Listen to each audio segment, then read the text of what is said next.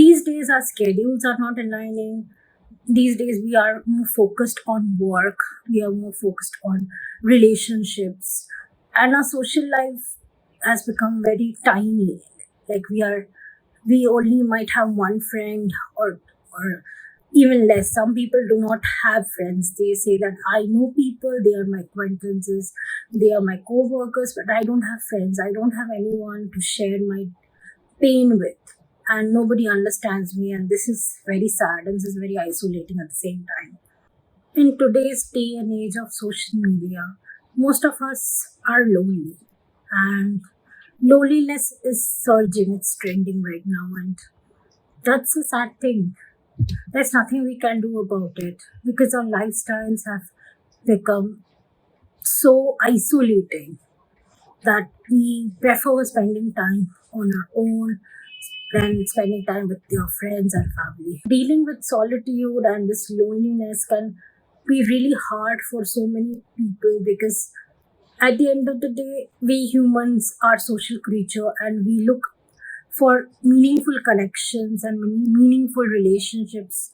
If we are not able to find this in our lives, we tend to become more pessimistic. Some people end up having a horrible mental health, and people end up being depressed. People isolate themselves way more, and it's like a endless vicious cycle where you are lonely and there is no way you can come out of it. And once we get accustomed being on our own, we lose our social skills. We don't feel like going out enjoying the company of other people because it's more comfortable to be on your own and be alone, be at home without anyone around you. And I myself is that kind of a person who spends a lot of time on her own. And I don't have a lot of friends, and that's fine. I have accepted it, but sometimes it becomes very isolating, very depressing, and very sad.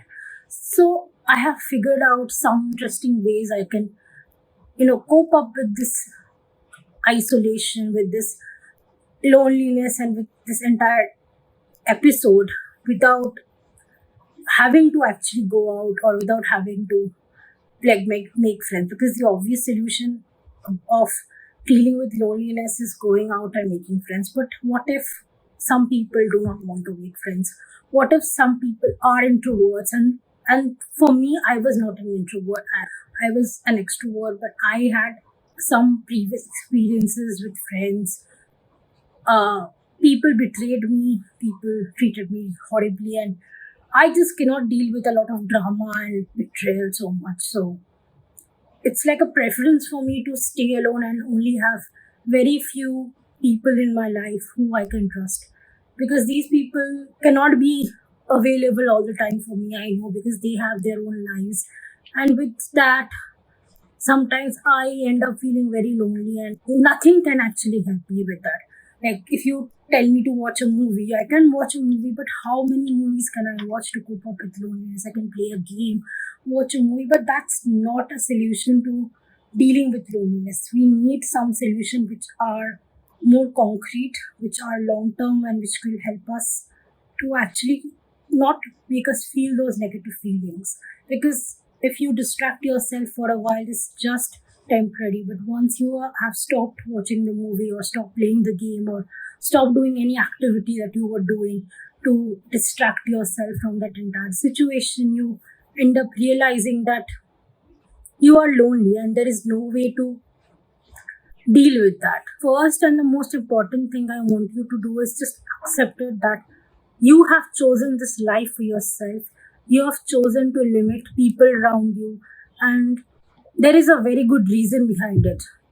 I I believe that most people who are introverted people usually have experiences which make them an introvert. Like, most people are not born as introverts, or they also want to have friends, but people have been bullied, people have been betrayed, people have been treated horribly for various reasons, and that's the reason why people choose a more comfortable space where they can be on their own without feeling vulnerable. So save yourself from that headspace of feeling vulnerable, feeling triggered, and all that stuff. People choose to be lonely. So you have to accept that first, that it's okay.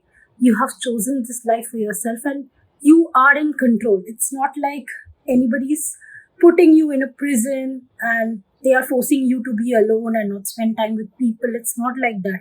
It is you who chose that for yourself. And also remember that this can be changed at any point of time in your life. You can decide to go out and make more friends, be more social at any given point of your life, but you choose this for yourself. So instead of thinking as if this is a punishment to you, think this is a choice you made, and this choice is not the end all be all. This choice can be reversed, and you can go out and make friends, and you can do whatever you want to. You can choose any activity you want to. It is not the end of the world, and you choose this for yourself, and you will be able to change it the moment you feel like this is not right for you. So accept it and be open to change at any point of time. That's the first way you can, train your brain to actually accepting that this is okay. This is not any punishment anyone is giving me, but this is a choice I made, and there's no point in crying about it. If I want to change it, I have to go and take action. If I don't want to take action, then I have to accept this. So reprogramming your brain into thinking that this is okay, and once you start feeling that this is okay, then you will be more content, you will be more happy with your life, with your choices, and you will also know that you are in control and you can change anything at any point of time in life, because nothing is static in life. Everything changes, people grow, people change, our habits change, everything will change. So knowing that change is inevitable and working towards those changes is very important to us, and knowing that yes, I will be able to change myself if I want to will help you be more positive towards life and not feel like a prisoner of your own creation. The second thing you can do is deal with your negative thoughts.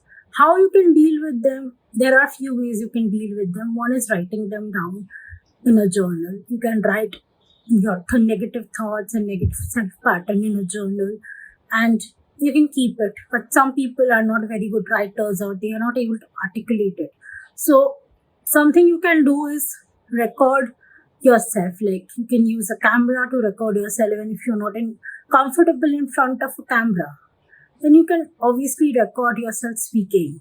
And if you don't want to record yourself at all, I promise you, talking to yourself is not a sign of craziness. You can talk to yourself, you can vent out your frustrations to yourself, you can say what is in your head to yourself. Like go stand in front of a mirror and speak up. Say what you're feeling to yourself, and you will see that you will calm down after some time. You can write it down, you can record, you can create a video. You don't have to post it anywhere. It's just for yourself. You can delete it after you are done. Or you can just go in front of the mirror and just speak to yourself. Then you realize that you are starting to change your thought train, because when you start with some negative pattern of thought, and once you see that the negativity is coming out from you, you realize that it's time to change the thought train, and you start giving yourself the pep talk. You start telling yourself more positive things to do in life, and after a while you will see that you feel way better than you were just a few moments ago. So talking to yourself or writing things down that you're feeling is absolutely healthy and a great way, and I promise you nobody is going to judge you for speaking to yourself and venting your frustrations to yourself, because sometimes when we don't have someone to talk to, the best person you can talk to is yourself. I always recommend that you find somebody to talk with, maybe a therapist, maybe a friend, maybe a family member. But if you can't, or and if you don't want to, if you feel a thing is very trivial, like you want to do something and you can't do that, and it's making you frustrated, you just don't have to go out and spend money on therapy or disturb someone by calling them or anything. You can just talk to yourself and write it down. And sometimes our thoughts are way too intimate to be shared with people. So it's preferable to keep it to ourselves. than sharing with the world or someone else, even a therapist. So in those moments, I think the best therapy is to talk to yourself, either by writing or by speaking. So you can find what suits you best and implement that. And trust me, it helps you so much more than you ever thought it will. It will do wonders for you. And this is a great therapy which I have practiced a lot, and it helped me so much. I have practiced in shower, in like sitting on the toilet, just randomly laying down on bed, and this has helped me so much. I also write a journal, but sometimes I don't feel like writing, so I do this instead, and it helps me a lot. It's a great way, and nobody is going to judge you. Trust me, when you're alone, there is no one apart from yourself. So being conscious about yourself doesn't help. So be very true to yourself, very open to yourself, and you will see that life is very different, and you will see life in a very different perspective than you initially did.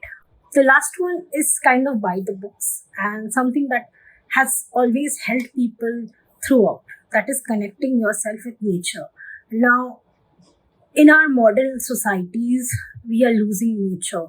We are living in small apartments. We do not have access to so nature as we used to before. And people who are lucky to live in a place where there is a lot of nature around you, it's great. But for people like me who are living in apartments, it's just, if you look outside my window, you'll just see other apartments. It's just a series of concrete apartments. I call it concrete jungle. So that's what I live in. And in this scenario, having a few plants around you, indoor plants, is great. Or if you don't want indoor plants, you can always get plants for your balcony, for your terrace as well. So even if that does not work for you, even if you feel like, no, I am somebody who can't take care of plants, you can always like go out to some place where there is nature, maybe to a park, maybe to a nature reserve, anything that's near you, that's near your place, can be accessed by you. Maybe once a week, go there and just sit there and relax. I would say that will help you, ground yourself and make you feel so happy. I have indoor plants at my house. I have like 5, 6 plants, small plants, which I really love taking care of. My mother loves taking care of them, and it helps me ground myself so much. And when I'm sad, I just go and, sit by the plant and just look at it. And it's like a calming effect it has on me. And sometimes I even talk to my plants.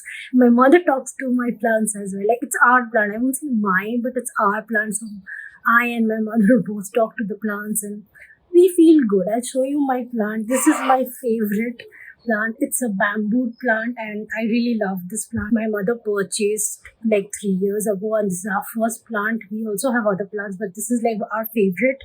And this was almost dying this year, and it was like, we thought we will lose this plant, but my mother and I figured out ways to save this plant, and this plant is doing very well. It's very healthy right now. We had to change the entire beaker of this plant. This is a glass which you are using right now because the previous one was too small for this plant. I have to give water to this plant, by the way.